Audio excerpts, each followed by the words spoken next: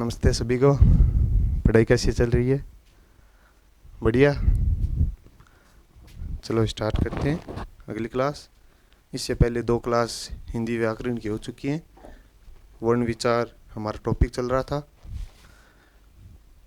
और बात की जाए तो ये वर्ण विचार किन किन भर्तियों में आता है, तो फर्स्ट ग्रेड से लेकर थर्ड ग्रेड तक, second grade, PSI, LDC, high court, fourth grade, PTT, BSTC, इससे भी ज़्यादा भर्तियों के लिए ये उपयोगी है। आप ज़्यादा से ज़्यादा शेयर करें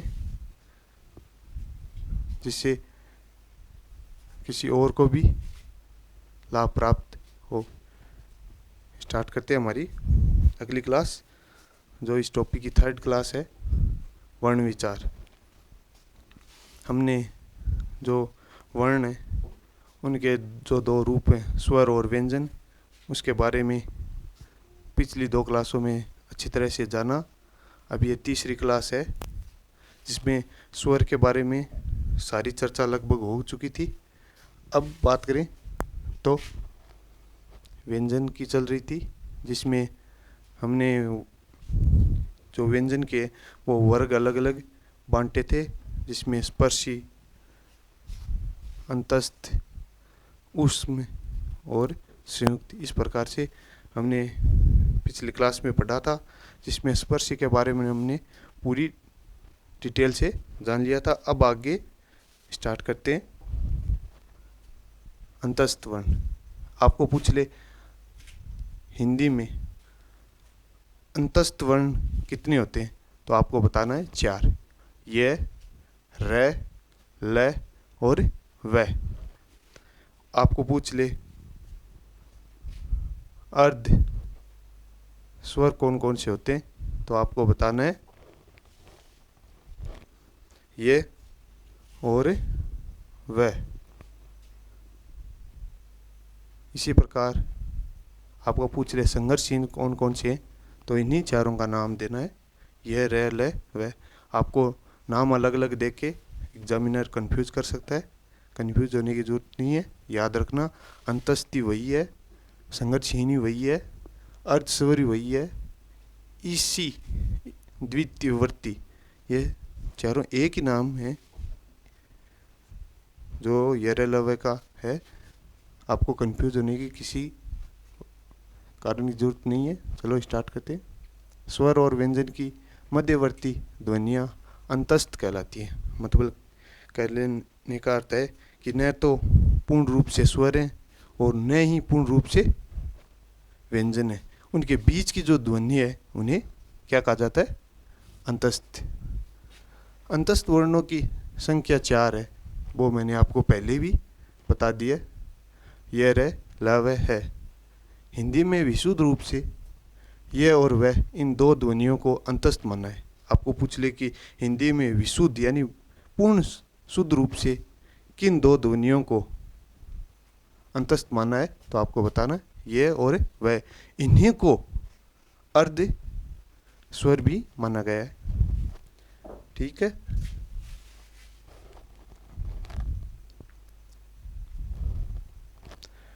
क्योंकि जो लय होता है वो पार्श्विक होता है, और र को कंपनजात या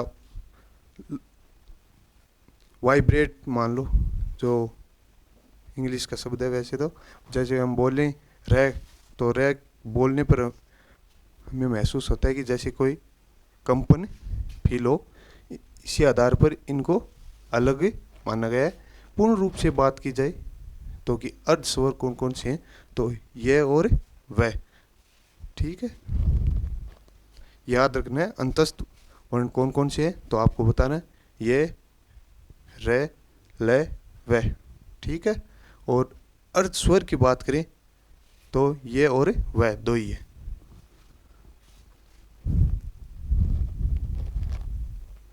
अगला पॉइंट है पार्श्विक। इसके उच्चारण में मुंह के मध्य भाग में 2 अव्यय एक दूसरे से मिलकर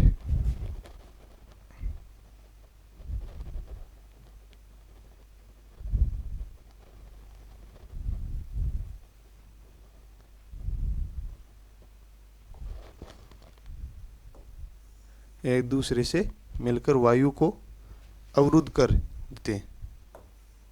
क्या करते थे? अवरुद्ध। किंतु हवा एक या दोनों पार्श्वों से निकल जाती है, अर्थात जब जीवा के पार्श्व यानी बगल से निकलती है तब पार्श्विक ध्वनि उच्चारित होती है। इसी ध्वनि की उत्पत्ति के समय जीवा नोक ऊपर के दांत या वत्र से यानी मसूड़े के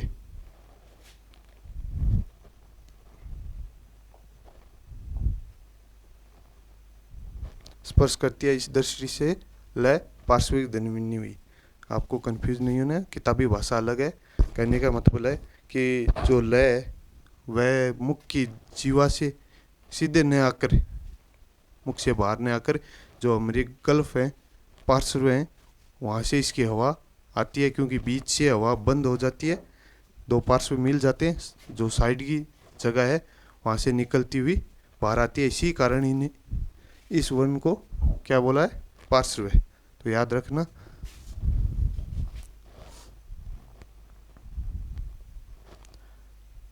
या पार्श्विक बोल दो, एक ही बात है।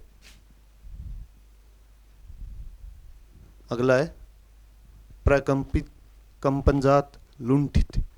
बात करें, लुंठ का अर्थ होता है लुढ़कना, ठोकर मारना या लपेटना, गति देना इत्यादि। जब जीवानोक यानी अग्रभाग अत्यधिक गतिशील होकर वत्स से कई बार टकराती है तथा निश्वास से प्रकंपित होती है, तब कंपनजात ध्वनि उत्पन्न होती है, जो कौन सी है? मात्र रह। कहने का बात एक ही है कि आपको पूछ ले कि पंक, प्रकंपित, कंपनजात, लुंठित, ये तीनों एक ही नाम है, पूछ ले कौन सा है तो रह बताना।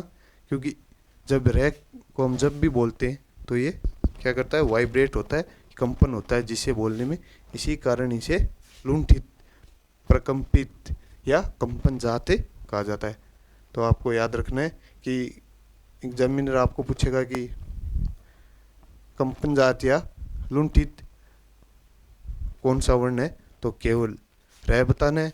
आपको ये पूछ ले पार्श्विक वर्ण कौन सा है, तो बताना है लय।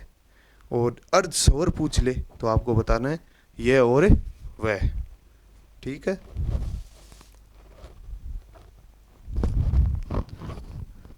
अगली बात करते हैं क्षिप्त, ताड़नजात, द्विगुण, द्विगुणित। मतलब कहने का अर्थ है कि किसी चीज को फेंकना। क्षिप्त का अर्थ क्या होता है? फेंकना। चलो इसकी भाषा में पढ़ते हैं। जीवा का अग्रभाग वत्स से अथवा कठोर तालु से टकराकर जो ध्वनि उत्पन्न करता है उसे उच्चिप्त या ऊपर फेंकना व्यंजन कहते हैं। ताड़न से उत्पन्न उच्चरित होने वाले वर्णों को ताड़नजात वर्ण कहा जाता है, जिसमें कौन कौन से हैं? ड, ढ। याद रखना। आपको ये पूछ ले कि उच्चिप्त का अर्थ क्या होता है परिभाषा के रूप में, तो भी ये बताना है। उच्चिप्त का अर्थ होता है किसी चीज को या वर्ण को फेंकना, या जैसे धक्का देना।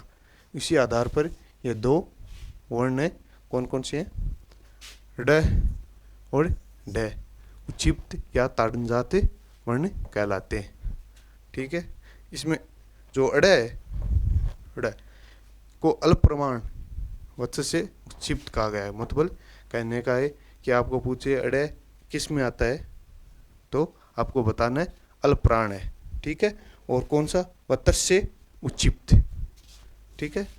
ये आपको रटने ही पड़ेंगे कि आपको पूछ ले कि भाई बताओ ड और ड किस प्रकार के वर्ण है, तो आपको बताना है उच्चिप्त, ताड़नजात, द्विगुण और द्विगुणित। इन चारों नाम एक ही, इन दो वर्णों के ये नाम है। या तो ज़्यादातर नाम जो पेपर में आता है उसका नाम है उच्चिप्त, और ताड़नजात भी आ जाता है, जिसमें आपको दो बताने, ड और ड। ठीक है। जिनको बोल कर देख लो, बोलने में ही फील होता है कि इन्हें फेंका जा रहा है। ठीक है। इसी कारण उन्हें उच्चिप्त वर्ण दिया नाम है।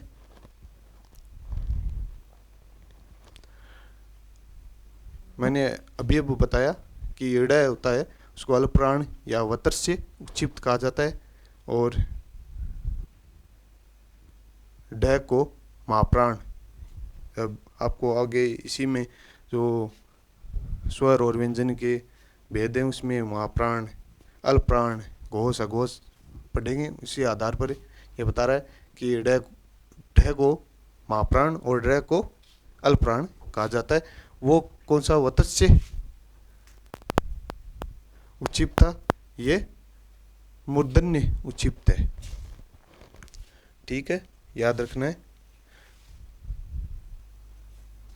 अब बात करते हैं कि ड़ और ढ का प्रयोग तत्सम शब्दों में नहीं होता है, मतलब ये संस्कृत से नहीं आए हुए, हिंदी में इनका निर्माण हुआ है, इसी कारण इनका प्रयोग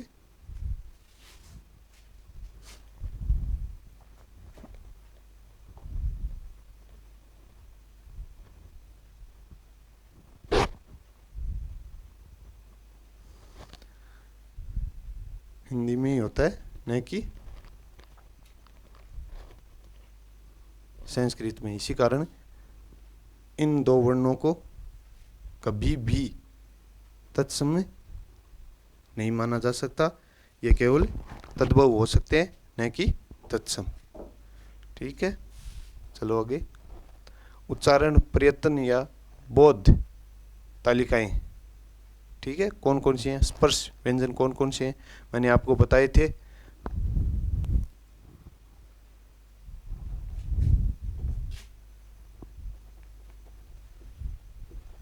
क, ख और ग और घ। इसी आधार पर ट, ठ, ढ, त, थ, द, प, फ, प कौन सी लाइन नहीं है वो आपको याद रखनी है। जो च वर्ग की लाइन है वो इसमें शामिल नहीं है। स्पर्श व्यंजन में मैंने आपको पहले भी बताए थे कि आपको पूछ ले स्पर्श व्यंजन कौन कौन से हैं, तो च वर्ग की जो लाइन है उसको मत मानना, और जो हर वर्ग के पांचवा वर्ण होता है उसको छोड़कर स्पर्श व्यंजन होते हैं, जिनकी मैंने आपको संख्या भी बताई थी, वो आपको कमेंट में बतानी है। अब बात करते हैं स्पर्श संघर्षी। जो स्पर्श थे उन वर्णों में ये नहीं थे।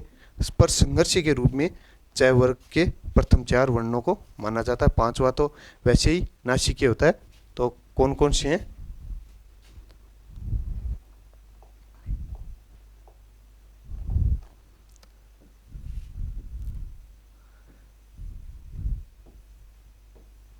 च, छ, ज और ज, ये 4 वर्ण जो च वर्ग के प्रथम 4 हैं, इन्हें स्पर्श संघर्षी कहा जाता है।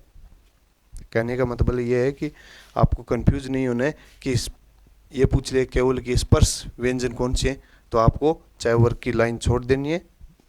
ठीक है, जो जिसमें 5वां तो होता है हर वर्ग का, लेकिन इसमें च वर्ग भी छोड़ दें। यदि आपको पूछ ले स्पर्श संघर्षी कौन कौन से हैं, तो आपको बताना है च, छ, ज, ज, ये 4 स्पर्श संघर्षी। याद रखना, संघर्षी याद रखने के लिए स्पर्श और संघर्षी साथ में नाम आएगा तो च, छ, ज, ये 4 वर्ग आएंगे।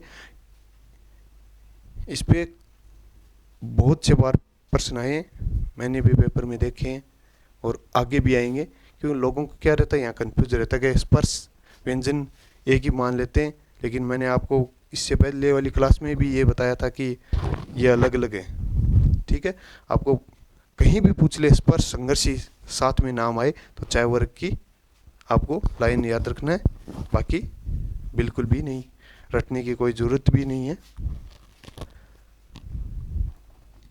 हम बात करते हैं केवल संघर्षी। बहुत ही स्पर्श संघर्षी, लेकिन केवल संघर्षी आ जाए तो तीनों से और है। ज़्यादातर ये जो संस्कृत में इन्हीं 4 को माना जाता है।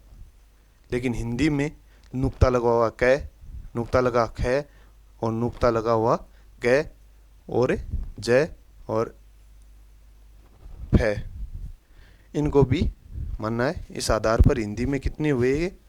4 उपन वाले, 2 2 4 1 5 9, लगभग ये मान के चलो कि आपको पूछ ले कि संघर्षी वर्ण कौन से हैं, तो आपको तीनों स और है बताना है।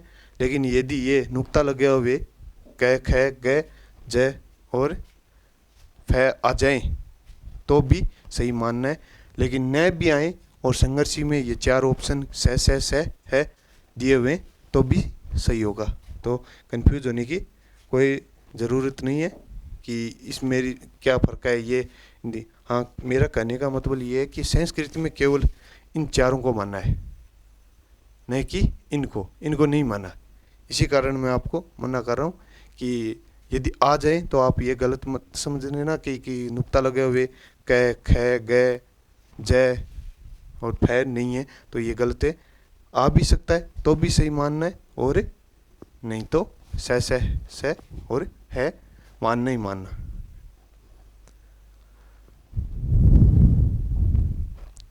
आगे बात करते हैं नासिकीय।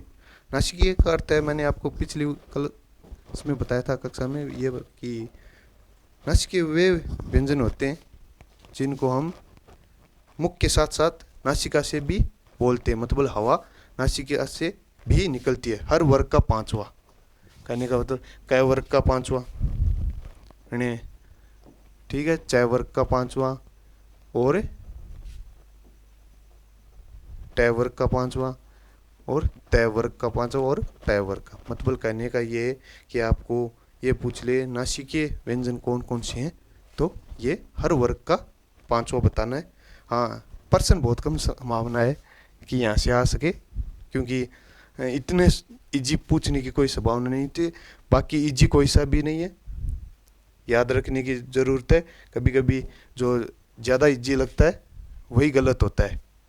कहने का मतलब ये है कि किसी को छोड़ना नहीं है कि ये नहीं पढ़ेंगे ये टॉपिक, यहाँ से पर्सन कम आने की संभावना है, ऐसा कोई मैटर नहीं है।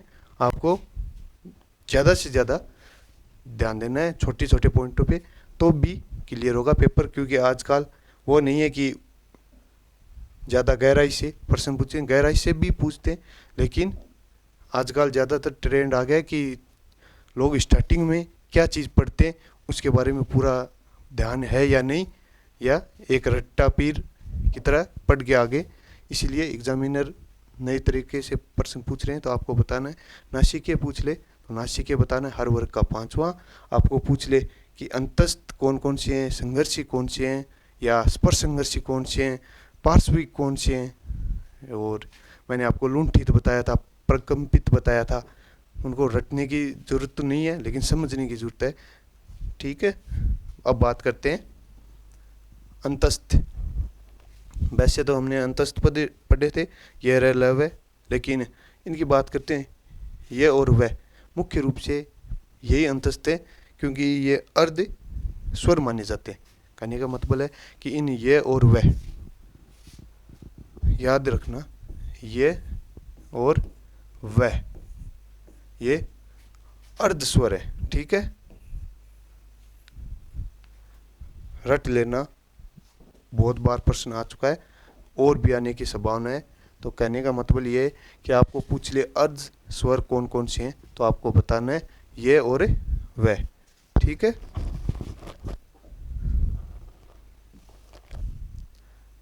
पार्श्विक मैंने आपको बता ही दिया, लय मतलब पार्श्विक का अर्थ क्या होता है। आपको कोई पूछ ले कि भाई पार्श्विक का अर्थ क्या होता है तो आपको यही बताना है कि पार्श्विक का अर्थ होता है हवा, जो हम वर्ण बोलना चाहते हैं वो हवा जीभ के ऊपर से न आकर ये जो हमारे गल्फ्स हैं यहाँ से आती है, जिस कारण इन्हें पार्श्विक यानी पास से होकर आती है, जिससे बोलने में क्या है कि कठिनाई उत्पन्न होती है, जिसी कारण ये पार्श्विक कहलाए, ठीक है।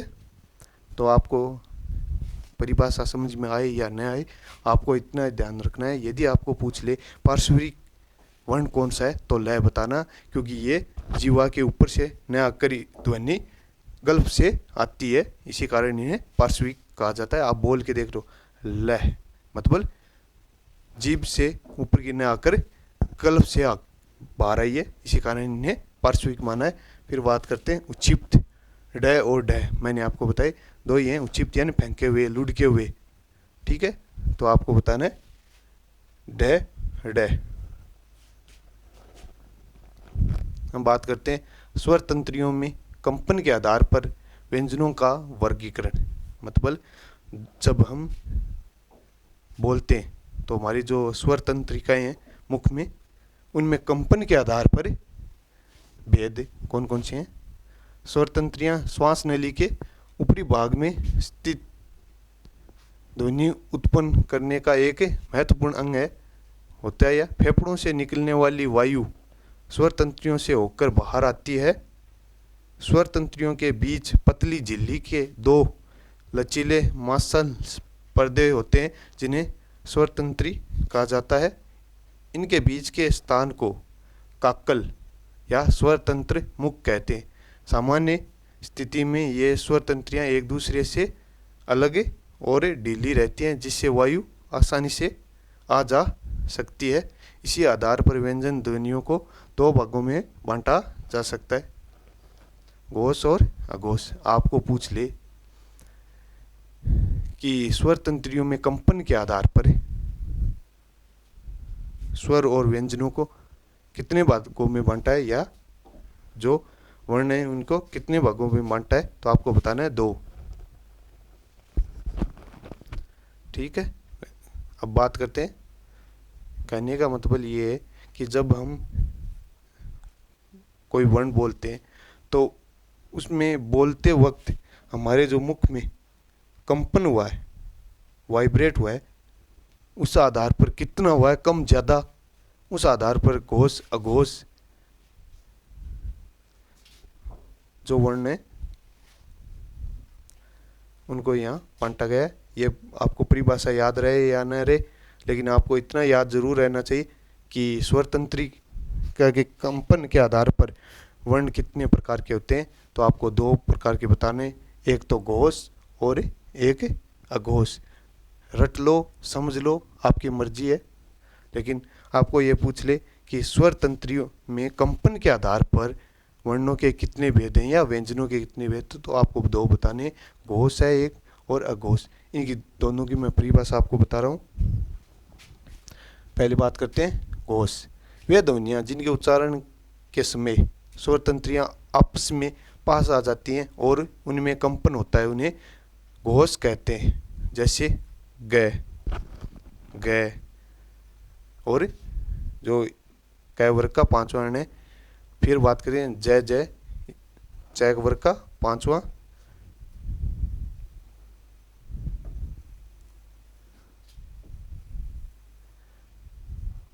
ट वर्ग के तीन वर्ण और द वर्ग के भी तीन और प वर्ग के भी तीन, और ये रह ल व साथ में ये, और नुक्ता लगा हुआ जय ग है।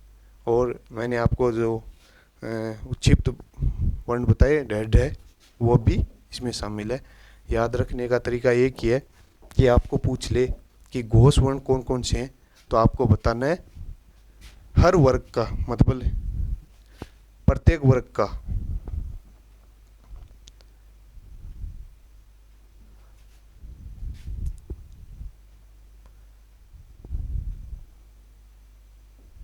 प्रत्येक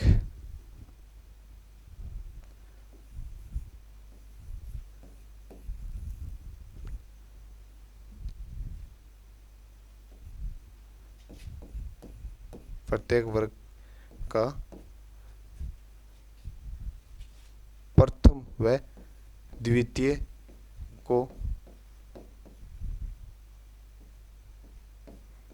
छोड़कर, मतलब कहने का है कि हर वर्ग का, वैसे क वर्ग की बात करें, क और ख को छोड़ दो, बाकी आगे वाले तीन। तो आपको पूछ ले कि घोष कौन कौन से होते हैं, तो आपको बताना है प्रत्येक वर्ग का प्रथम द्वितीय छोड़कर बाकी सारे किस में आते हैं? घोष में।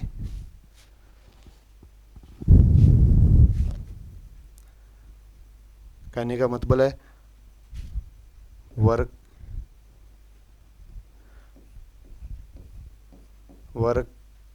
के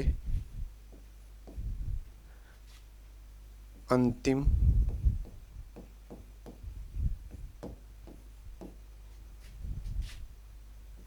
तीन वर्ण किस में आते हैं?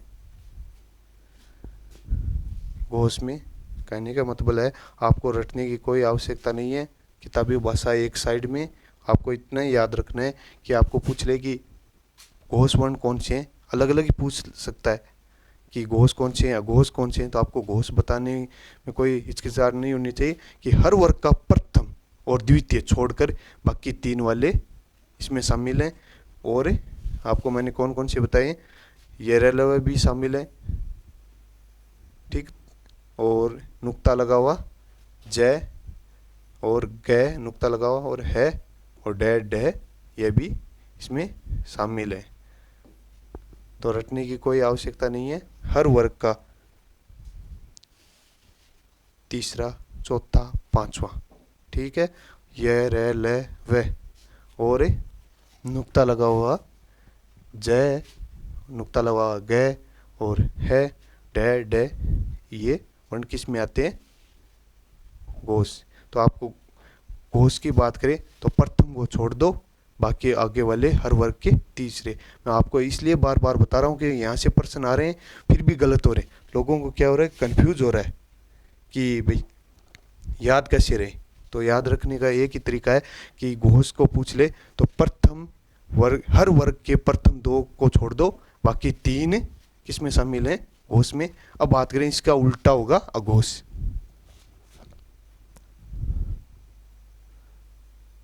और एक बात इसमें रह गई कि घोष में एक चीज़ और बाकी रह गई है, स्वर। कहने का मतलब है कि स्वर हमेशा क्या होते हैं? घोष, ठीक है। सभी स्वर जो 11 स्वर हैं वो सभी के सभी किस में आएंगे? घोष वर्ण में। तो याद रखना हर वर्ग के तृतीय, चतुर्थ और पंचम और सभी स्वर ये रलव नुक्ता लगा हुआ। आपको मैंने जय गए और है बताए और डेड है बताए हुए, इनको याद रख लेना कौन कौन से हैं, ठीक है। आपको पूछ ले स्वर किस में आते हैं, घोष या घोष, तो आपको बताना है घोष में, ठीक है।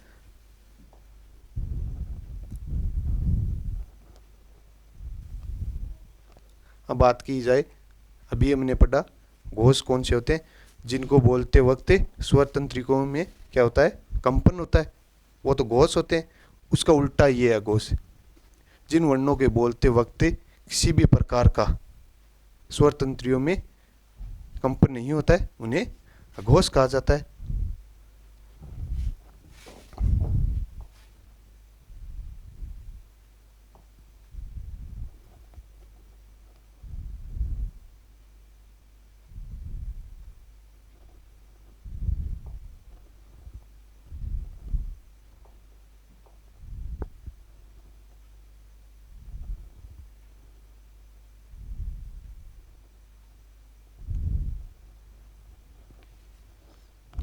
जिसमें हम बात करते हैं कि कौन कौन से होते हैं, तो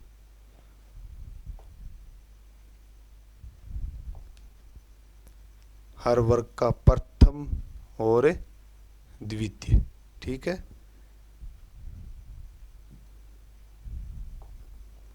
मतलब कहने का है कि हर वर्ग का प्रथम द्वितीय, जैसे कै वर्ग की बात करें कै और ख, और चय वर्ग की बात करें चय और छ, टय वर्ग की बात करें टय और ठ, तय वर्ग की बात करें तय और थ, पै वर्ग की बात करें पै और फ। कहने का मतलब ये है कि जो हमने घोष में पढ़े थे, जो नहीं शामिल थे वो इसमें शामिल है। कहने का मतलब हर वर्ग का प्रथम द्वितीय घोष में शामिल है, हर वर्ग का तृतीय, चतुर्थ और पंचम घोष में शामिल है, और अघोष में प्रथम और द्वितीय, ठीक है। उसके बाद बात करते हैं तीनों सह। श मतलब तालव्य स, मूर्धन्य स और दंत्य स, तीनों शामिल किसमें है? अघोष में। और आपको पूछ ले है, क्योंकि कई बार साथ में आता है स और है जुड़ा हुआ आता है, वो गलत होगा कि वो है किस में शामिल है? घोष में। ठीक है। उसके बाद बात करते हैं नुक्ता लगा हुआ क, नुक्ता लगा हुआ ख और नुक्ता लगा हुआ फ। हमने अभी भी पढ़ा है कि नुक्ता लगा हुआ ग और नुक्ता लगा हुआ जय किस में शामिल है? घोष में। ठीक है। और जो नुक्ता लगा हुआ क और नुक्ता लगा हुआ ख, और कौन सा रह गया? और फ, ये किस में शामिल है?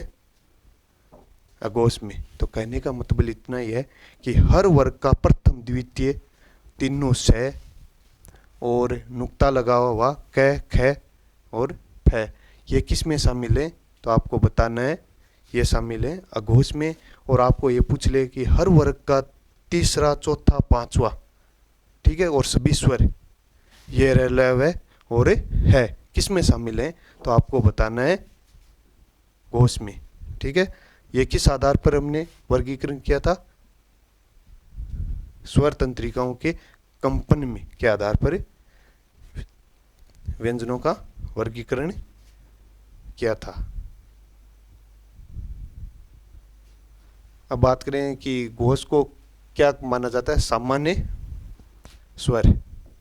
कहने का मतलब आपको पूछ ले कि सामान्य स्वर में घोष आता है या अघोष, तो आपको बताना है घोष, जिसमें मैंने बता दिया हर वर्ग का तीसरा, चौथा, पांचवा, मतलब 3 आते हैं। यह रलव है और नुक्ता लगा हुआ है ग, जय। ठीक है। ये किस में आते हैं? घोष, जो सामान्य स्वर के नाम से। अघोष को जपित स्वर भी कहा जाता है, मतलब जपित यानी किसी चीज को जपना बार बार, उसे अघोष कहा जाता है। जिसमें कौन कौन से शामिल है मैंने आपको बता ही दिए। हर वर्ग का प्रथम, द्वितीय और तीनों स। ठीक है। जिसमें बाकी बचे हुए थे नुक्ता लगे हुए क, ख और एक रह गया था, वो भी क, ख और फ, ये इसमें शामिल थे। याद रह गया होगा। अब बात करते हैं स्वतंत्र बोध तालिकाएं। स्वर जो होते हैं ना, स्वतंत्र नहीं हो गए, स्वतंत्र है। ठीक है। कौन कौन सी हैं? इनको बांटा गया है। अघोष कौन कौन से हैं? मैंने आपको बताए थे। अघोष वो होते हैं जो हर वर्ग का प्रथम और द्वितीय, जैसे बात करें हर वर्ग का प्रथम और द्वितीय। ठीक है। च वर्ग का प्रथम और द्वितीय, मतलब क और ख, ये क वर्ग के प्रथम द्वितीय आगे, और च वर्ग के च और छ, ट वर्ग के ट और ठ, त वर्ग की बात करें त और थ, प वर्ग की बात करें प और फ, और स वर्ग की बात करें तीनों स, नुक्ता लगा फ और क, ख, ये भी इसमें शामिल है। मैंने ये आपको चीज़ 3 या 4 बार बता चुका हूँ। ठीक है। याद है रहने की बात यह है कि आपको पूछ ले कि स्वतंत्र बोध तालिकाएं, मतलब जो आप भी हमने पढ़ा थे कि स्वर तंत्रिकाओं में कंपन के आधार पर कितने भेद हैं, तो 2 बताना है। एक तो घोष है और एक अघोष है। घोष में कौन से शामिल हैं, अघोष में कौन से शामिल हैं, ये याद रख लेना। ठीक है। फिर बात करते हैं घोष, इसमें वापिस आ गया है। हर वर्ग का कितना शामिल है, कौन कौन से? तीसरा, चौथा, पांचवा।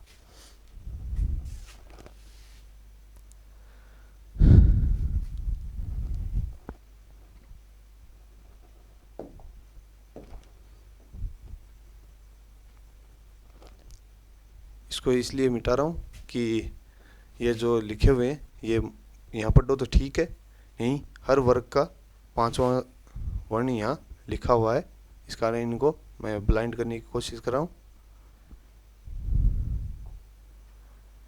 फिर मैंने यह रेलवे बता ही दिए 4, और जय नुक्ता लगाओ, गै नुक्ता लगा हुआ है और डेड है बता ही दिया, जो किस में शामिल है, कोश में। अब बात करते हैं प्राण तत्व के आधार पर व्यंजन ध्वनियों का वर्गीकरण। मतलब प्राण का अर्थ क्या होता है, पहले पहले सीधी परिभाषा जाननी जरूरी है कि प्राण का अर्थ क्या होता है।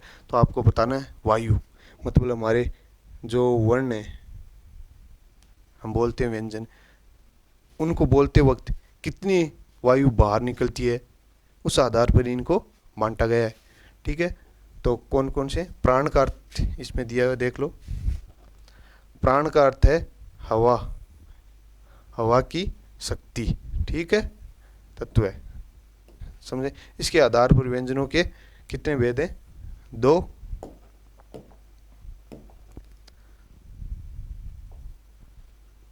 बनाए गए जिसमें पढ़ेंगे। प्रथम है अल प्राण, इसके 2 भेद हैं कि आपको प्राण तत्व के आधार पर पूछ ले, वायु के निकलने के आधार पर पूछ ले, तो दोनों एक ही चीज है।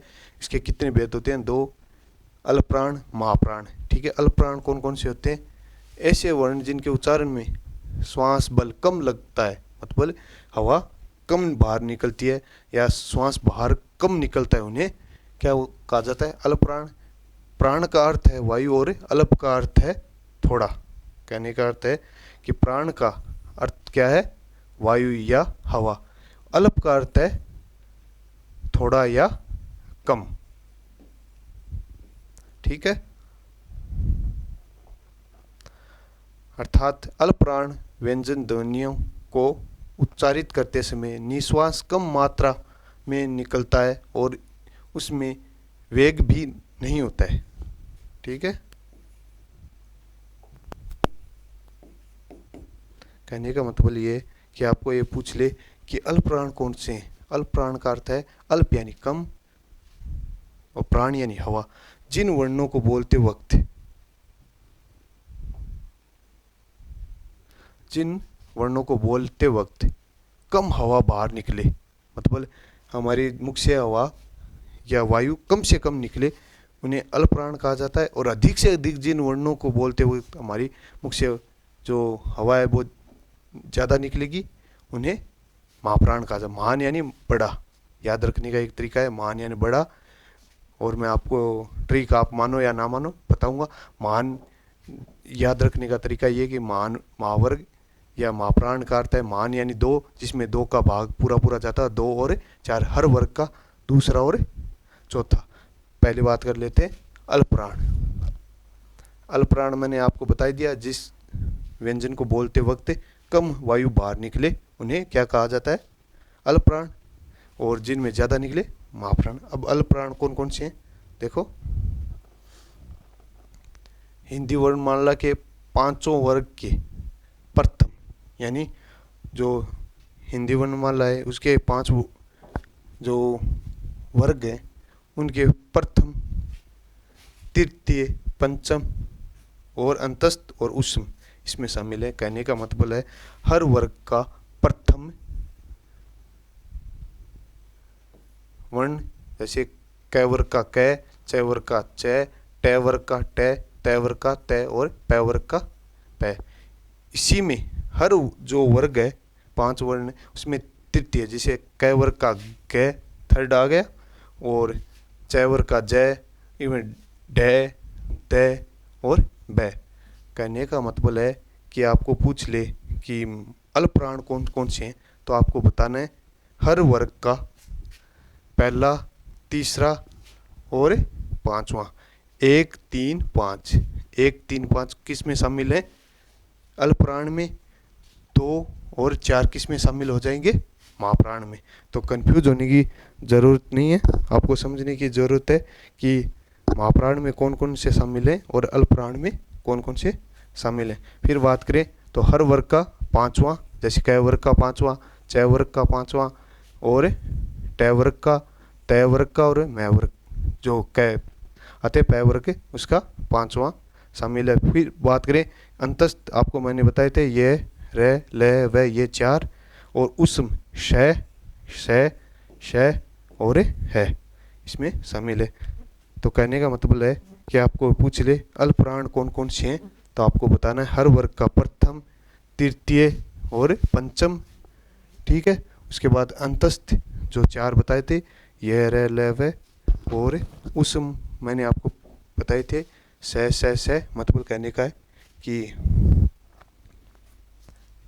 जो तालव्य स, मूर्धन्य स और दंत्य स और काकल्य है, ये इसमें शामिल है, किसमें? अल्पप्राण में। ठीक है, रटने की कोई आवश्यकता नहीं है, केवल इतना ही ध्यान में रखना है कि जिसमें 1, 3, 5 हर वर्ग के शामिल हैं, उनको किसमें शामिल किया गया है? अल्पप्राण में। और जिनको 2 और 4 शामिल किया गया है वो महाप्राण में। जैसे हर वर्ग का दूसरा, तो अब और अल्पप्राण की बात करें, सभी अल्पप्राण की श्रेणी में आते हैं, आपको बता ही दिए। अब बात करते हैं महाप्राण। महान यानी बड़ा, प्राण यानी वायु, जिसमें अधिक वायु बाहर निकले। कहने का मतलब है कि जिन वर्णों को बोलते वक्त हमारे मुख से अधिक वायु या ज़्यादा वायु बाहर निकले तो उनको क्या कहा जाता है? महाप्राण। बात रटने की जरूरत नहीं है, समझने की है कि महाप्राण कौन सा? महान यानी ज़्यादा, अल्प यानी कम। तो महान किसमें कौन से जो पढ़ेंगे पहले परिभाषा, ऐसे वर्ण जिनके उच्चारण में श्वास बल अधिक लगता है। यहाँ ध्यान रखना, अधिक से अधिक मतलब लगता है। जिन वर्णों के उच्चारण में हवा का अधिकय हो, अर्थात श्वास बल अधिक लग गए, उन्हें महाप्राण कहा जाता है। आपको मैंने पहले ही बता दिया, जिन वर्णों को बोलते वक्त वायु अधिक बाहर निकले या अधिक बल लगे बोलते वक्त, उन्हें क्या कहा जाता है? महाप्राण। कौन कौन से शामिल इसमें देखो। अब देखो हिंदी जो वर्णमाला के जो 5 वर्ग हैं उनमें कौन कौन से शामिल है? द्वितीय, मैंने आपको पहले बता दिया, हर वर्ग का द्वितीय। देख लो, क वर्ग का द्वितीय ख हो गया, च वर्ग का द्वितीय छ हो गया, और ट वर्ग का ठ हो गया, और त वर्ग का थ, और प वर्ग का फ। मतलब कहने का है कि हर वर्ग का दूसरा और चौथा। ये देख लो,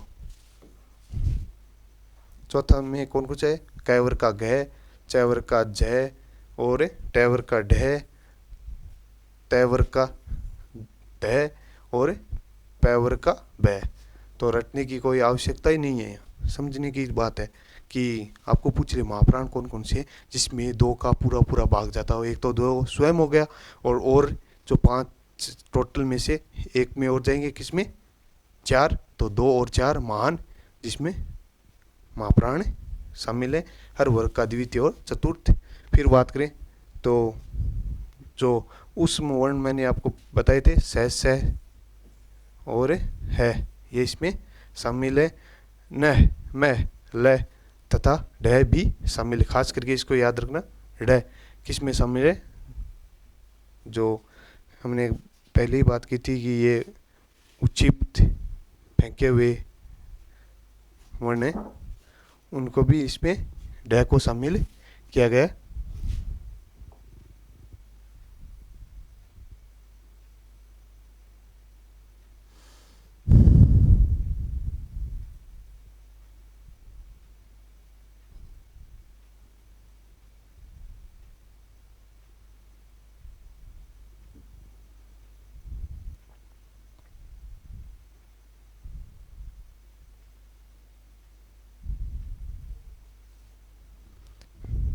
बात करें तो जो अल्पप्राण था उसमें ये स है, ये शामिल नहीं है।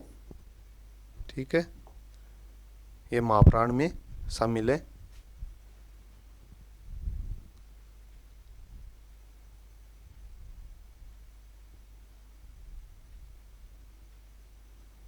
ठीक है, याद रखना कि अल्पप्राण में जो उस वर्ण थे वो शामिल नहीं है, ये महाप्राण में शामिल है। ये वहाँ गलती से किसी वजह से लिखा गया है, लेकिन आपको याद रखना है, मेरे याद पूर्ण है कि जो ये तीनों स और है महाप्राण में शामिल है, न कि अल्पप्राण में। ठीक है, याद रखने की जरूरत है। बात करें प्राण तत्व बोध तालिका, अब याद रखने की तालिका है, मतलब एक सारणी के रूप में अल्पप्राण, महाप्राण, अघोष, घोष, जिन्हें ए एम ए जी के आधार पर बताया गया है कि कौन कौन सा वर्ण अल्पप्राण है, कौन कौन सा महाप्राण है। तो बात करते हैं अल्पप्राण।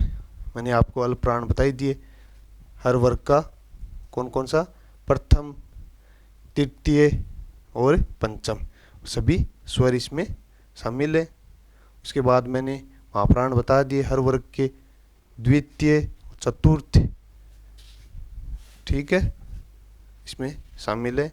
फिर बात करें घोष, अघोष की और वर्गीय, तो इस आधार पर इनको बांटा गया है कि अघोष कौन कौन से हैं, मतलब आपको मैंने बताया देखिए, प्रथम 2, 1 और 2 घोष अघोष हैं, और तृतीय, चतुर्थ और पंचम कौन से हैं, घोष हैं। तो याद रखना है अघोष में कौन कौन शामिल हो गए, हर वर्ग का प्रथम देख लो, ठीक है। कहने का मतलब दोनों तरफ ए लगा है, तो अघोष भी है और अल्पप्राण भी है, ठीक है। ये देखो ए लगा हुआ है, तो इसमें अल्पप्राण भी है और अघोष भी है। याद रखने की जरूरत है, कै, च, ट, त, प, हर वर्ग का प्रथम वर्ण किस में शामिल है, अघोष और अल्पप्राण में शामिल है। रटने की कोई आवश्यकता नहीं, हर वर्ग का प्रथम, इतना याद रखना है, हर वर्ग का प्रथम अल्पप्राण और अघोष से वर्ण है, ठीक है।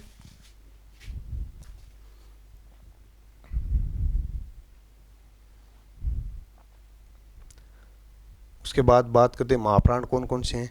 तो मैंने आपको बताए थे हर वर्ग का दूसरा और चौथा महाप्राण होते हैं, जिसमें देख लो महाप्राण में आगे ख, क वर्ग का दूसरा है, छ, ठ, थ, फ, ये क्या हो गए महाप्राण। और उसके बाद मैंने आपको बताया था कि हर वर्ग का चौथा भी इसमें शामिल होता है, लेकिन आगे बताया होगा, ग, ज, ड, द, ब, ये कौन से हैं, अघोष,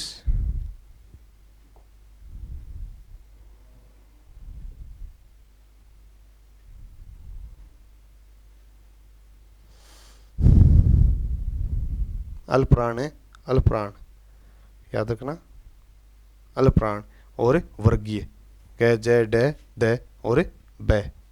इनको अलग अलग ऐसे ए बी एम की आपको कोई ज़रूरत नहीं है, आपको याद रखना है हर वर्ग का प्रथम द्वितीय किस में आता है, तृतीय, चतुर्थ और पंचम किस में आते हैं, और हर वर्ग का दूसरा चौथा किस में आता है, प्रथम, तृतीय और पंचम किस में आते हैं। रटने की कोई आवश्यकता नहीं है, दिमाग में रखना है।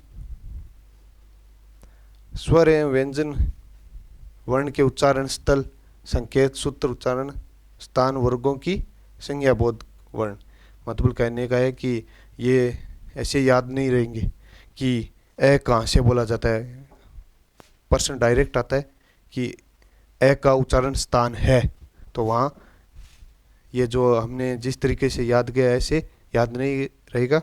इसके लिए सूत्र होता है जो संस्कृत में चलता है, वो याद रखना है। एक बार 2 बार हर एक सूत्र को बोलेंगे तो हमारा प्रश्न गलत नहीं होगा, बाकी सारी एक तरफ पहचानना एक तरफ होता है। यहाँ से ज़्यादा प्रश्न आते हैं कि ए कहाँ से बोला जाता है, आ कहाँ से बोला जाता है, ये कंठ है या तालव्य है, मूर्धन्य है, इस आधार पर प्रश्न आ रहे, तो आपको मैं यहीं क्लास में याद कराने की कोशिश करता हूँ। आपको पूछ ले कि कंठ से बोले जाने वाले कौन कौन से वर्ण है, तो आपको वर्ण मतलब दोनों स्वर और व्यंजन दोनों आगे, जिसमें कौन कौन से हैं सूत्र याद करना। अकु है विसर्ग, संस्कृत में अकु है विसर्ग जन्य लगता है, लेकिन इसमें अकु है विसर्ग। अकु है का अर्थ क्या होता है, ए का अर्थ होता है ए और आ दोनों, ठीक है, और कु का अर्थ है क वर्ग, ठीक है का मतलब है ही है विसर्ग जो संस्कृत में लगभग शब्दों के पीछे लगता है उसमें शामिल है। तो याद रखना, अकु है विसर्ग में कौन कौन से वर्ण आते हैं या कंठ से बोले जाने वाले कौन कौन से वर्ण हैं, तो आपको बताना है।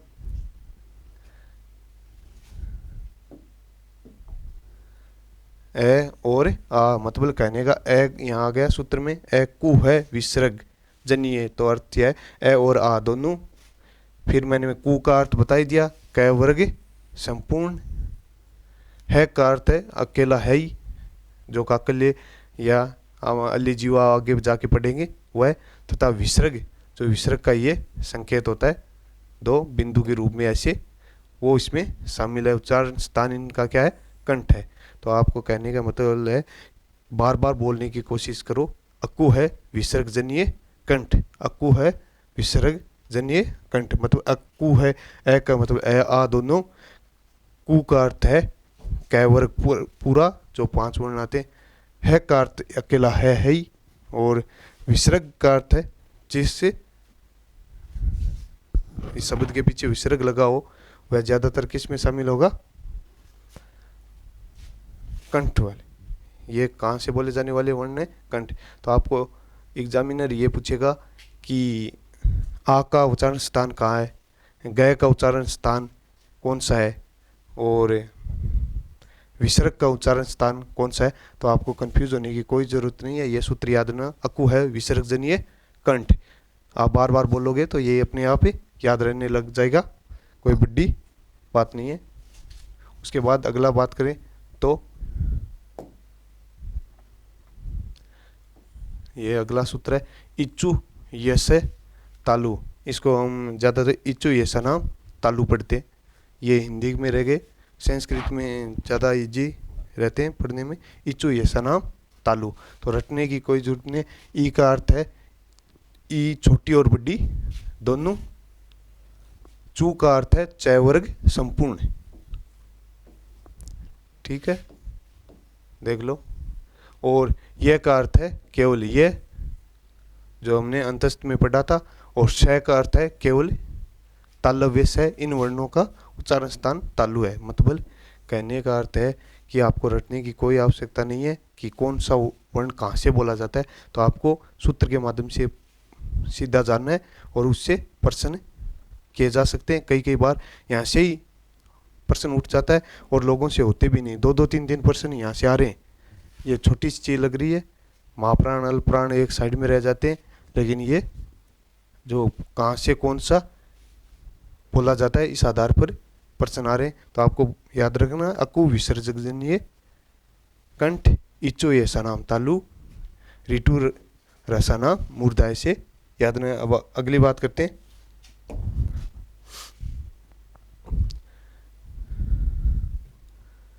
ये तीसरा है, याद करो, ऋतु रस मूर्धन्य या मूर्धा। मतलब कहने का है कि मूर्धन्य ऋतु रसाना मूर्धन्य, तो उसमें कौन कौन से शामिल हैं। एक तो छोटी री का अर्थ है दोनों री आगे, बड़ी और छोटी। टय वर्ग संपूर्ण, टू का अर्थ है संपूर्ण टय वर्ग। और रै का अर्थ है रै, जो अंतस्थ में पढ़ा था।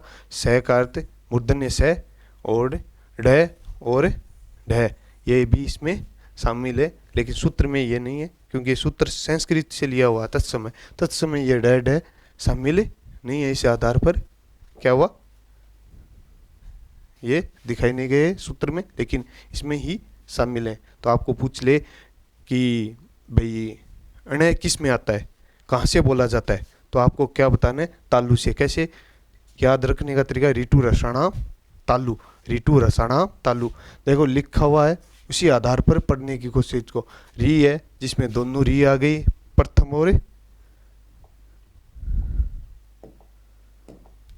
और द्वितीय दोनों आ गई। टय वर्ग पूरा आ गया, ठीक है। और रै इसमें लिखा हुआ है, ये देख लो, इसी आधार पर रै आ गया। और श जो लिखा हुआ है मूर्धन्य स, ढ ये भी इसमें शामिल है। तो रटने की कोई आवश्यकता नहीं है, समझने की है। जैसा सूत्र है उसी आधार पर उसका स्थान बता दीजिए और प्रश्न सही हो जाएगा। इन वर्णों का उच्चारण स्थान मूर्धा है, कहने का ये जो हमने पढ़ा ना, ऋतु रसाणाम मूर्धन्य, इनका स्थान कौन सा है? मूर्धा।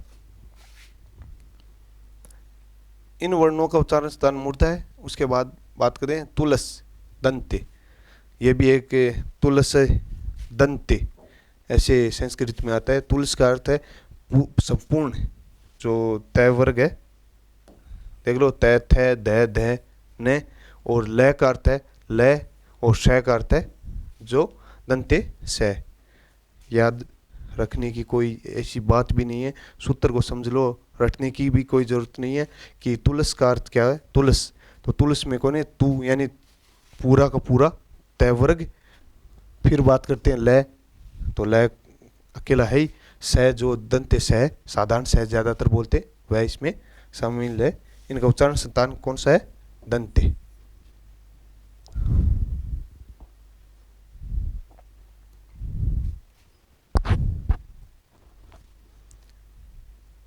उपू ओष्ठ, मतलब कहना ऊ का अर्थ है छोटा ऊ और बड़ा ऊ, पू का अर्थ है पूरा का पूरा पै वर्ग, और वह इसमें शामिल है। जिसमें होठ की बात करते हैं, आपको पूछे होठ से बोले जाने वाले कौन कौन से स्वर और व्यंजन है या वर्ण है, तो आपको बताना है छोटा ऊ, बड़ा ऊ और पूरा पै वर्ग, ठीक है। और वह जो हमने पीछे पढ़ा है अर्ध स्वर के रूप में जाना जाता है, इसमें शामिल उपू, ठीक है। इनका उच्चारण स्थान मैंने आपको बता दिया, होठ है, दोनों छोटे और बड़े ऊ और पै वर्ग, और वह का उच्चारण स्थान क्या है? होठ है, ओष्ठ है, ठीक है। अब बात करें नासिके। नासिके हमने पहले भी पढ़े, हर वर्ग का पांचवा, ठीक है। जैसे च वर्ग का पांचवा, पै वर्ग का पांचवा, कै वर्ग का पांचवा, टै वर्ग का, तै वर्ग का, इन वर्णों का उच्चारण स्थान क्या है? नासिक है। ये बात हमने कई बार पढ़ लिए कि नासिके कौन कौन से हैं, तो हर वर्ग का पांचवा, पांच वर्ण है, पांच के पांचवा वर्ग, जिसमें किसमें शामिल है? नासिके में। इसको रटने की कोई जरूरत नहीं है। 7 नंबर पर है कंठ तालव्य। कंठ और तालव्य मतलब अब एक न हो गए, दो दो स्थान से बोले जाने वाले वर्ण कौन कौन से हैं, तो प्रथम है ए और आई। इनकी बात करें तो देखो, कंठ का अर्थ है वह वर्ण जो कंठ से बोले जाते हैं, जिसमें हमने क्या पढ़ा था? अकु विसर्जनीय कंठ। तो इसमें ए का निर्माण कैसे होगा? जैसे आगे संस्कृत में हम पढ़ेंगे संधि, तो आप देख लेना, ए या आ दोनों में कोई सा भी हो, प्लस ई छोटी या बड़ी ई, तो किसका निर्माण हो जाएगा? ए का। अब बात करें ऐ का, तो ऐ संधि में पढ़ेंगे कि ए या आ के बाद ए या ऐ दोनों में से जो भी आए, निर्माण किसका होगा? ऐ का। तो कहने का मतलब ये है कि ए का जो उच्चारण स्थान है वह तो है कंठ, और ई का हमने पढ़ा इच्चो ऐसा तालु, तो दो हो गए ना, कंठ और तालु, तो दो जगह से बोले जाने के कारण इन्हें कंठ तालव्य कहा जाता है। तो रटने की कोई आवश्यकता नहीं है। आपको ये पूछ ले कि कंठ तालव्य कौन कौन से वर्ण है, तो आपको दो ही बताने, ए और ऐ। मैंने आपको बता ही दिए कि संधि के हिसाब से ये वर्ण कैसे बने, कि ए जो कंठ से लिया गया है और ई इच्चो ऐसा तालु, तो ए और ई मिलकर दोनों क्या बन गए? कंठ तालव्य। कंठ और तालव्य का मेल हुआ या संधि हुई, जिसे ए और ऐ का निर्माण हुआ, इस आधार पर इन्हें कंठ तालव्य स्वर कहा जाता है। तो आपको पूछ ले कंठ तालव्य, कंठ और तालव्य, तो आपको बताना है ए और ऐ। इन मैंने बताई दिए, इन स्वरों का उच्चारण स्थान कंठ तालव्य है, याद रखना। इजी लग रहे हैं, लेकिन यहाँ से प्रश्न बहुत ज़्यादा गलत होते हैं। कंठोष्ठ, वही बात कंठ ओष्ठ, ये जो सूत्र है कंठोष्ठ, तो याद रखना कंठ यानी कंठ जो कंठ से बोले जाते हैं, जिसमें मैंने आपको क्या बताए थे, अकु विसर्जनीय कंठ। ए आ कै वर्ग पूरा विसर्ग किस में बोले जाते हैं, कंठ से। ठीक है, देखो बात करते हैं अभी। उसके बाद ओष्ठ, ओष्ठ में कौन कौन से बोले जाए, अपू है, मतलब छोटा ऊ, बड़ा ऊ, पै वर्ग और वह। तो इस आधार पर इन वर्णों का निर्माण हुआ है। कैसे, देखो ये इनका निर्माण। ओ का निर्माण की बात करें तो ए,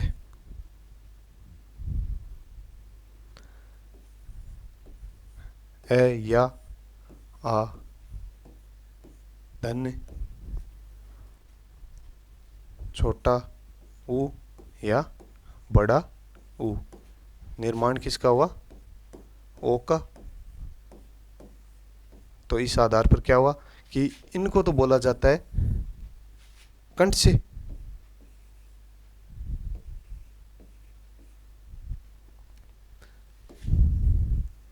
और इनको बोला जाता है ओष्ठ। कहने का अर्थ ये हुआ कि इन दोनों के मेल से, कंठ और ओष्ठ के, तो नए जो वर्णों का निर्माण हुआ है उसमें कौन कौन से, ओ और औ, ये कहाँ से बोले जाते हैं, कंठ ओष्ठ, यानी कंठ और होठ से ये बोले जाने वाले वर्ण हैं, इसलिए इन्हें कंठोष्ठ वर्ण कहा जाता है।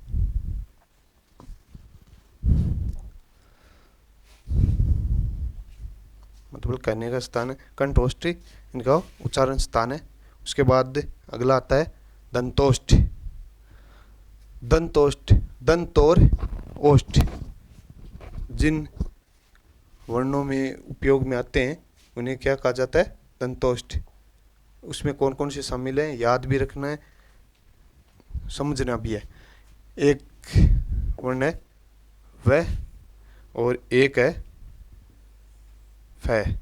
इन वर्णों को दांत और होठ दोनों एक साथ यूज करके बोला जाता है या उपयोग में लेकर बोला जाता है, इसलिए इन्हें दंतोष्ठ कहा जाता है। नुक्ता लगा हुआ एफ है, फ। इन वर्णों का उच्चारण स्थान दंतोष्ठ है। आपको याद रखना है जो दंतोष्ठ में एक तो व और एक नुक्ता लगा फ, ये नहीं कि साधारण फ, वो उसमें कुछ में उपु है जो हमने पढ़े थे उसमें शामिल हो गया है, उ वर्ग या ओष्ठ वर्ग से। और नुक्ता लगा हुआ पूछ ले तो आपको बताना है किसमें, दंतोष्ठ में। वत्स्य, वत्स यानी इसका क्या अर्थ होता है, वत्स्य का है मसूड़े, जो हमारे मसूड़ों से जो वर्ण टकरा के बोले जाते हैं उन्हें वत्स्य या वत्स कहा जाता है, जिसमें कौन कौन से शामिल है, एक तो न, ठीक है, और एक न और रह, मतलब आधा रह और है, ल और लह, आधा ल और है, और श और नुक्ता लगा हुआ जय, इससे बोले जाते कहाँ से, वत्स्य यानी मसूड़ों से। तो आपको पूछ सकता है एक से अधिक वर्ण कई बार अलग अलग जगह से बोले जा रहे हैं, दो दो जगह से बोले जा रहे हैं, जिसमें बात करें तो स की बात करें तो ये हमने दंते में पढ़ा था और ये वत्स्य में भी बताया जा रहा है। इस आधार पर ये दो स्थान से बोला जाता है। इसको बात करें तो इट्टू ऋतु रसानाम मुर्दा, यानी जो तय वर्ग की लाइन है उसमें नहीं, तय वर्ग की लाइन से ये बोले जाते हैं न। तो इस आधार पर एक से अधिक स्थान पर भी ये बोले जा रहे हैं, इस कारण इनको क्या कहा जाता है, वत्स्य। और वत्स्य का अर्थ आपको मैंने बता दिया, मसूड़ों से हमारी जीभ टकराती है, फिर इन वर्णों का निर्माण होता है, इस आधार पर इनको बांटा गया है।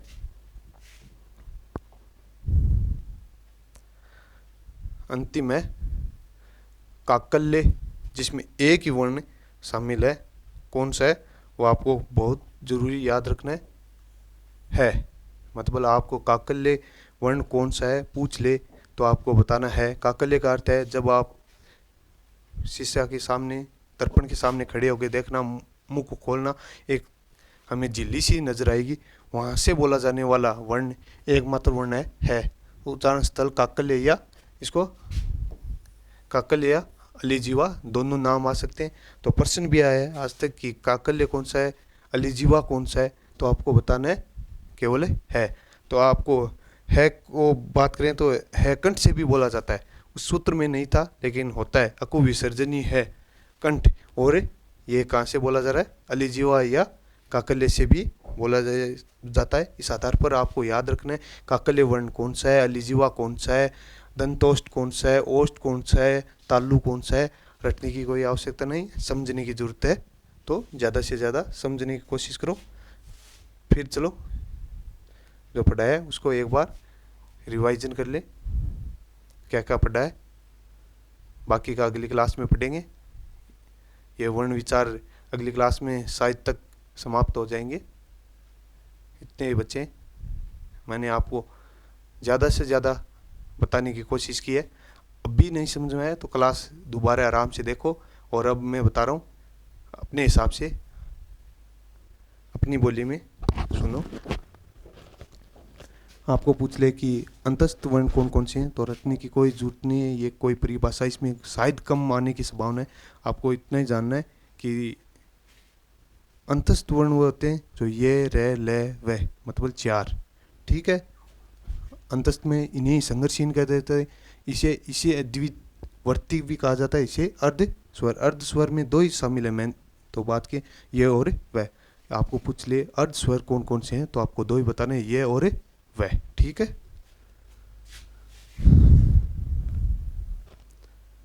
क्योंकि लय कहाँ से बोला है, पार्श्विक है, रे को कंपनजात कहा जाता है। पार्श्विक कौन से, मैंने बताया पार्श्विक का अर्थ है कि हवा सीधे मुख से न निकलकर गल्प से या गल्पड़ों से हमारे क्या है यहाँ साइड से हवा आती है, इस कारण इन्हें क्या होता है पार्श्विक। पार्श्विक में एक ही शामिल है, केवल लय, ठीक है। फिर बात करते हैं प्रकंपित या कंपनजात लुंठित, तो केवल एक रे को आप बोल के देखो, रे यानी वाइब्रेट होगा, कंपन होगा, इस कारण रे को किस में रखा गया है, प्रकंपित या लुंठित या कंपनजात, ठीक है। उसके बाद बात की जाए उच्छिप्त, ताड़नजात, द्विगुणित, ये एक ही 2 वर्णों के नाम है, अलग अलग से नहीं है। आपको पूछे उच्छिप्त वर्ण कौन कौन से है, तो डैड है जो मैंने आपको बताया, हिंदी में है, संस्कृत में इनका उपयोग नहीं है, ठीक है, एक ही है।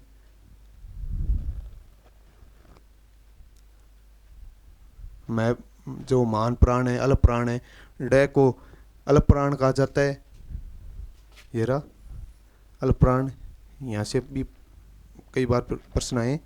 उसके बाद बात करें डे, इसकी बात करें तो ये महाप्राण है, ठीक है। याद रखने के लिए एक बार और मैंने बताने की कोशिश की है। ये भी याद आपको मैंने बताए थे, डे और ढे, ये दोनों का प्रयोग कभी तत्सम शब्दों में नहीं होता है।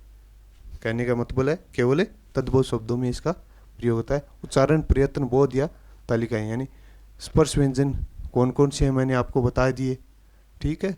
और स्पर्श संघर्षी कौन से हैं, स्पर्श व्यंजन एक ही बात बताई थी मैंने कि हर वर्ग के चारों, केवल च वर्ग को छोड़ के, और हर वर्ग का 5वां छोड़ दो तो स्पर्श संघर्ष स्पर्श आ जाएंगे व्यंजन। और स्पर्श संघर्षी की बात करें तो च वर्ग के प्रथम 4 स्पर्श और संघर्षी। केवल संघर्षी की बात करें तो स है, ज़्यादातर यही आते हैं, नुक्ता लगा हुआ क ख ग जय और फ। उसके बाद करें नासिकीय, तो हर वर्ग का 5वां, कहने का अर्थ है हर वर्ग का 5वां नासिकीय होगा। बाद में मैंने बताया अंतस्थ कौन कौन से होते हैं, ये और वह, ठीक है। शुद्ध रूप से पूछ ले तो अंतस्थ आपको ये और वह बताने। यही बात करें तो ये और वह किस में शामिल है, अर्ध स्वर में। फिर बात करें पार्श्विक की, तो लय बताया था मैंने, क्योंकि इसको बोलते वक्त वायु सीधे मुख से न निकल के गल्प से आती है, इस कारण पार्श्विक। लुंठित मैंने बता दिया, जिसे बोलते वक्त कंपन हो उसे रे कहते हैं। और लुंठित उच्छिप्त मैंने बता दिया, ढह ढह जिन्हें फेंका जाता हो या छोड़ा जाता हो, ऐसे वर्ण उनमें डैड है शामिल है। तो आपको उच्छिप्त फेंकने वाले तो पूछे तो बता देना डैड है। स्वरतंत्रियों के कंपन के आधार पर मैंने आपको बताई दिए कौन कौन से हैं, कि मतलब कंपन जो स्वर तंत्रिकाएं मैंने बताए थे, कहाँ कंठ कहाँ कहाँ से बोले जाते हैं, घोष और घोष। घोष में कौन कौन से बताए थे, याद रखना, हर वर्ग का, तीसरा, चौथा, पांचवा, और यरलव, जय है, डेड है। जय गय कौन से हैं, जिनके नुक्ता लगा हुआ है।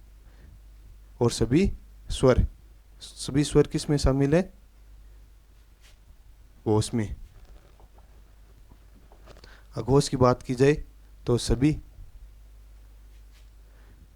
स्वर हर वर्ग के कौन से, प्रथम और द्वितीय, ठीक है, याद रखने की बात है। हर वर्ग का प्रथम द्वितीय किस में शामिल है, अघोष में। उसके बाद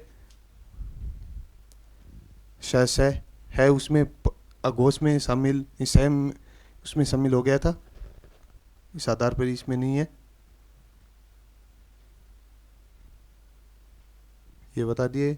स्वतंत्र बहुत तालिकाएं बताई दी कौन कौन से हैं, अभी अभी पढ़ गए हैं।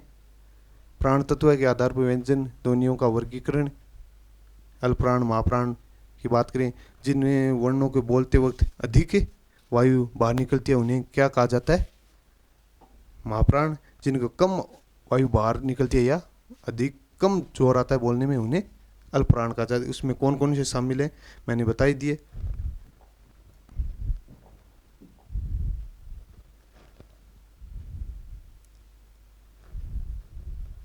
ये अल्पप्राण है ना, यहाँ करेक्शन कर लेना, अल्पप्राण। अल्पप्राण में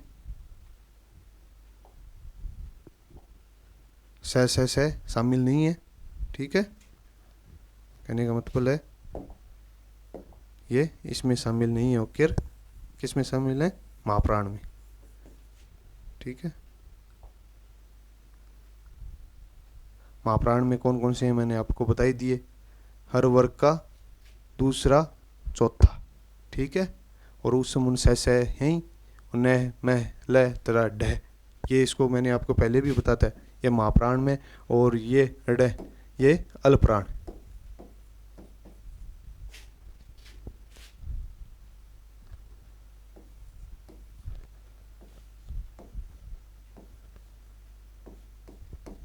ठीक है, कौन कौन से शामिल है अल्पप्राण में, केवल ड। और महाप्राण में केवल ड।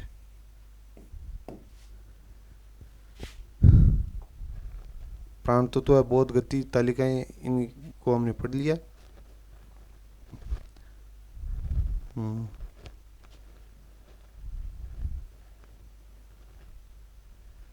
उच्चारण स्थान बताई दिए। ए का कहाँ से है, अकु विसर्जनीय कंठ कहाँ कौन है, ए और आ और कै वर्ग पूरा, विसर्ग और है भी इसमें शामिल है। और फिर काकल्य में भी इसको पढ़ते हैं। उसके बाद इचो यशाणाम तालु, जिसमें ई दोनों शामिल है, चय वर्ग पूरा शामिल है, ये और तालव्य से, ठीक है। रीटू रसाणाम मुर्दा, जिसमें दोनों री छोटी और बड़ी, टू यानी टय वर्ग पूरा, रे और से मूर्धन्य से। तुलस में दंत्य आगे, तय वर्ग पूरा, लय और साधन से, जिसे दंत्य सह कहा जाता है। उप्पू में हमने ओष्ठ्य पढ़ लिए, जिसमें छोटा ऊ बड़ा ऊ और पै वर्ग संपूर्ण और वह शामिल है।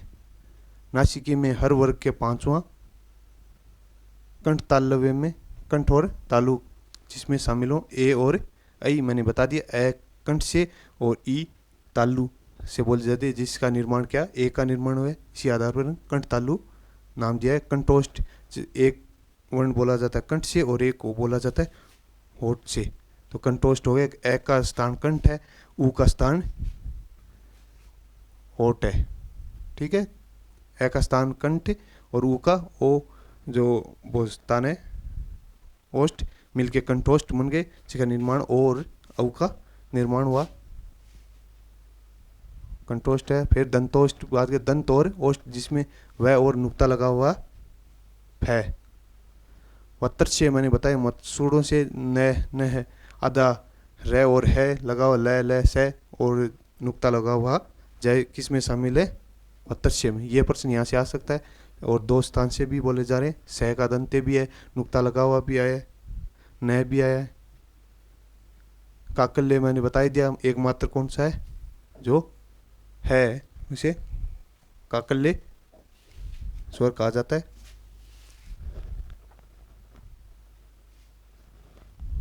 ठीक है, अगली जो पढ़ेंगे वो अगली क्लास में कौन कौन सा कहाँ बोला जाता है। तो नमस्ते सभी को, क्लास समाप्त हुई। एक बार न समझ में आए तो दोबारा भी पढ़ने की कोशिश कर, दोबारा देखो, लिखने की कोई आवश्यकता नहीं पड़ेगी। मैंने सारा यहीं बता रखा है। नमस्ते, ठीक है।